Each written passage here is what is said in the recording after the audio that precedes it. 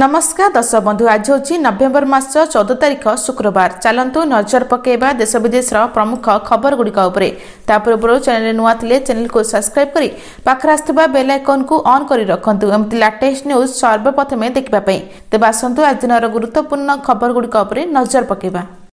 आज प्रथम खबर जाड़े थरुछि ओडिशा आसंता 4 दिन प्रबल शीत। जाड़े थरुछि ओडिशा संध्या नहुणु शीतर प्रकोप अनुभूत होउछि। उत्तर आभ्यंतरण ओडिशार अनेक स्थान में रातिर तापमात्रा स्वाभाविक ठारू 5 रु 7 डिग्री पर्यंत कम रही। सेबले उपकूल ओडिशार अनेक स्थान में और आभ्यंतरण ओडिशार किछि स्थान में रातिर पारद 3 रु 4 डिग्री पर्यंत कम रही। एतिसह ओडिशार अधिकांश स्थान में रातिर तापमात्रा स्वाभाविक ठारू 3 डिग्री जाए कम रही। तेबे हाड़भंगा जाड़े थरुछि कंधमाल जिला।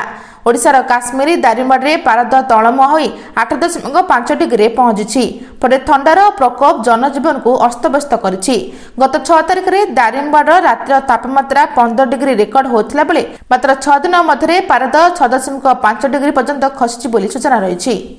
परवर्ती खबर 2 गुणा दरमा खास सुविधा नाइट शिफ्ट रे काम करथिबा महिला को एबे बड़ फायदा। सरकार बदलाइले नियम। महिला मानक पई सरकार नेले बड़ ऐतिहासिक पदक्षेप। उत्तर प्रदेश सरकार एबे महिला मान को नाइट शिफ्ट रे काम करबा को अनुमति दैछंती। मुख्यमंत्री योगी आदित्यनाथ नेतृत्व में जारी होतिबा ए नूतन आदेश महिला मान को न केवल नूतन स्वाधीनता देछि बरम सेमानकु सुरक्षा एवं आर्थिक दृष्टि सुदृढ़ करिछि। तेबे महिला माने एबे संध्या 7 रु सकाळ 6 पर्यंत काम कर परिबे एवं सेतिबाई सेमानकु 2 गुणा दरमा मध्य दिया जिवो। या सहित बाध्यतामूलक सीसीटीवी निरीक्षण ट्रांसपोर्ट हेल्थ एवं सिक्यूरिटी सुविधा मध्य अनिवार्य रहिबो बोली सूचना रही। परवर्ती खबर आज सकाळ 8 रु भोट गणति 14टी टेबुल रे 26टी राउंड। आज नुआपड़ा भोट गणति आसीबो जनादेश।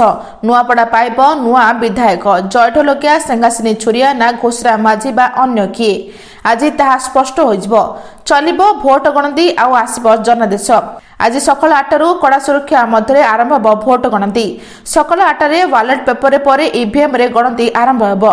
मोट 14टी टेबुल रे 26टी राउंड गणति हेबो। पोस्टल वालेट परि रहइबो गोटे टेबुल एवं प्रति टेबुल पय रहबे 3टी अधिकारी। तेबे ईवीएम रे सील होई रहिछि 14 प्रार्थी भाग्य। मतदान पर नेशनल कॉलेज स्थित स्ट्रांग रूम रे समस्त 358 ईवीएम को सुरक्षित रखा जायछि बोली सूचना रहिछि। परवर्ती खबर मध्याह्न भोजन रे अंडा बदल रे फल पाउनांती पिला सोमवार रे रहउछंती उपवास। एते प्रचार हैला सबो गणमाध्यम रे हेडलाइन आसिला कि स्कूल पिलांकु पुष्टिकर जातीय खाद्य जोगा देबकु राज्य सरकार बड़ घोषणा करछंती। एनिकि स्कूल पिलांकु मध्याह्न भोजन रे अंडा बदल रे फल दिया जब बोली घोषणा कर दैथिला। ए घोषणा अगस्त मास 2 तारिख 2025 रे कर दैथिला। एहारी भितरे 3 मास बीतबाकू बसलानी हेले मध्याह्न भोजन रे पिला फल खाइबे कोन देखिबाकू भी पाउनाहांती। हाँ आज्ञा जिला शिक्षा अधिकारी डीओ मानकू कुहागला जे जो पिला माने स्कूल मध्याह्न भोजन रे अंडा न खाउथिबे सेमानकू फल जोगाई दिया जिवो। तेबे पीएम पोषण राज्य नोडल अधिकारी एने चिठी लेखि तुरंत पालन करबाकू सरकार एवं अनुदान प्राप्त विद्यालय शिशु बाटिका ठारू 10म श्रेणी पर्यंत छात्र छात्री क्षेत्र रे तुरंत लागू करबाकू निर्देश देथिले बोली सूचना रहिछि। परवर्ती खबर पुणी उपरमुआ सुना दर गोटे दिन रे एते बढ़ीगला दाम रूपा भी बढ़िला। किछि दिन आश्वस्ति परे पुणी बढ़िला सुना रूपा दर। आज शुक्रवार सकाळु सुना रूपा दर रे एक बड़ परिमाण वृद्धि देखिबाकू मिलिछि। दिल्ली रे सुना मूल्य प्रति 10 ग्राम पिछा 2290 टंका वृद्धि पाइछि।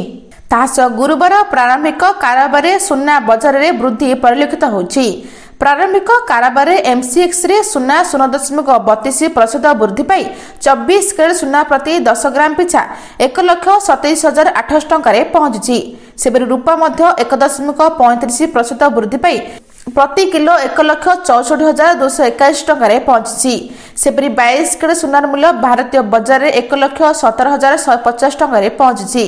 तेबे गतकाली अर्थात गुरुवार अपेक्षा शुक्रवार दर दाम बढ़िबाकू देखिबाकू मिलिछि। परवर्ती खबर एणिकी केवल गोटे राजस्व आईन। एणिकी केवल गोटे राजस्व आईन ओडिशा रे रहइबो। पुरी रे समीक्षा बैठक परे राजस्व मंत्री सुरेश पुजारी सूचना। सरकार अध्ययन करुछंती प्रस्तुति आरंभ होउछि। अनेक जटिल आईन अछि किछि आवश्यक नाही। निकटरे आसीबो Odisha government land management act. तेबे यह समय उपयोगी हेबो लोकंको बुझिला भଳି हेबो बोली मंत्री कहछंती बोली सूचना रहिछि।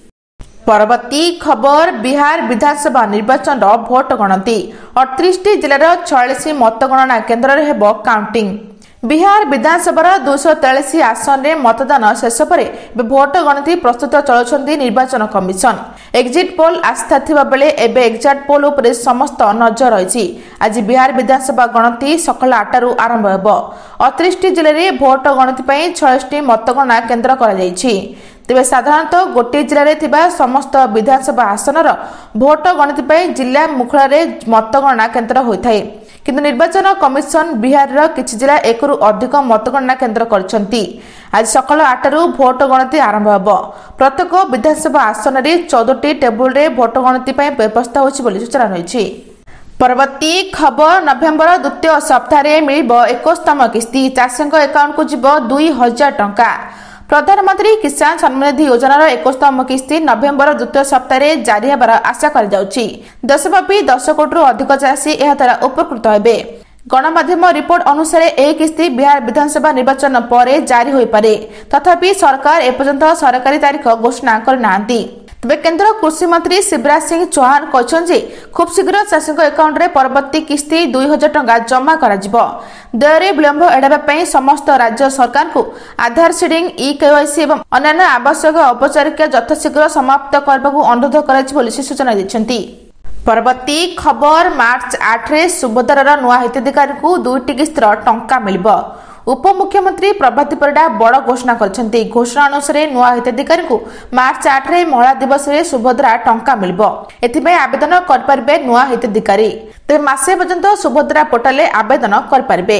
21 वर्ष हो जायतिबा युवती बा पूर्वरु जो माने बाद पड़थिले सेमाने मध्य आवेदन कर परिबे।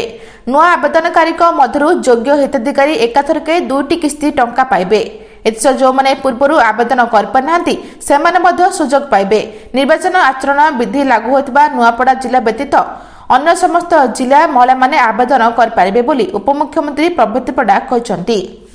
परवर्ती खबर फैमिली पेंशन रे सरकार कले बड़ परिवर्तन। जानतु नियम नचेत मिलबनी पेंशन। जदि आपण जड़े सरकारी कर्मचारी पितामाता एवं तांको मृत्यु पर परिवार पेंशन पाउछंती तेबे सरकार को नूतन नियम जानिबा आपण पई गुरुत्वपूर्ण। केंद्र सरकार परिवार पेंशन संपर्क एक बड़ परिवर्तन करछंती। एबठारु परिवार पेंशन 75% पाइबा जारी रखबा पई उभय पितामाता को प्रतिवर्ष जीवन प्रमाणपत्र दाखल करबा को पड़िबो। तेबे कर्मचारी भविष्य निधि पांठी एवं पेंशन विभाग कहिछि जदि जने सरकारी कर्मचारी अविवाहिता किंबा विधवा अवस्था मृत्युवरण करछंती तेबे तांको पितामाता कोनोसी आयर शर्त बिना परिवार पेंशन पाइपारे बोली सूचना रही। परवर्ती खबर दिल्ली लालकिला विस्फोरण 13 पहुंचला मृत्यु संख्या। दिल्ली लालकिला रे घटथिबा विस्फोरण रे मृत्यु संख्या वृद्धि पाइछि। एलएनजीपी हॉस्पिटल रे चिकित्साधीन अवस्था आउ जड़े पीड़िता मृत्यु घटी। एस मृत्यु संख्या 13 पहुंची। मृतक को बिलाल बोली चिन्हट कर जाइछि। दिल्ली पुलिस सूचना अनुसार हॉस्पिटल गुरुवार सकाळ बिलाल मृत्यु रिपोर्ट होइछि। अधिकारी माने कहछन्ते आज पोस्टमार्टम रिपोर्ट परीक्षा कराजिबो एवं बिलाल मृत्यु सहित सोमवार संध्यारे होइतिबा उच्च तीव्रता विस्फोरण रे मृत्युवरण करथिबा लोकंक संख्या 13 पहुंची। जेतेबेले अन्य अनेक आहतंक चिकित्सा चलीछि। गुरुवार दिन पुलिस सूत्र अनुसार लालकिला विस्फोरण मामला सहित जड़ित संदेह करथिबा तृतीय कार को बहु सुरक्षा एजेंसी खोजछन्ती बोली सूचना रही। परवर्ती खबर कंगना को नारे चलिबो देशद्रोह मामला। भाजपा एमपी एवं प्रसिद्ध अभिनेत्री कंगना रनौत द्वारा दायर एक संशोधन आवेदन आग्रा कोर्ट रे ग्रहण कर जाइछि। कंगना को विरोध में चाषी मान को अपमान एवं देशद्रोह अभियोग आनी दाखल कराइतिबा संशोधन आवेदन को ग्रहण कर जाइछि। परवर्ती शुणानी नवेम्बर 19 रे अनुष्ठित हेबो। तेबे आग्रा रे वकील रामशंकर शर्मा 11 सेप्टेम्बर 2024 रे एमपी विधायक कोर्ट रे कंगना को विरोध में एक मामला दायर करथिले। एथिरे से चाषी एवं महात्मा गांधी को अपमान करथिबा अभियोग करथिले। मामलार शुणानी 9 मास पर स्वतंत्र एमपी विधायक कोर्ट असंपूर्ण व्याख्या जोगु मामला को खारज कर देथिले। तेबे वकील रामशंकर शर्मा कहछंती से एक संशोधन आवेदन दायर करथिले। आवेदन शुणानी पर स्वतंत्र विचारपति एमपी विधायक लोकेश कुमार तांको संशोधन को ग्रहण करी निर्देश जारी करथिले बोली सूचना रही। आज एतिकी दर्शक बंधु भिडियोटी भल लगे चैनल को गोटे लाइक करी सब्सक्राइब करी शेयर करबा जम्मा भी भूलंतु नहीं। रहुची नमस्कार।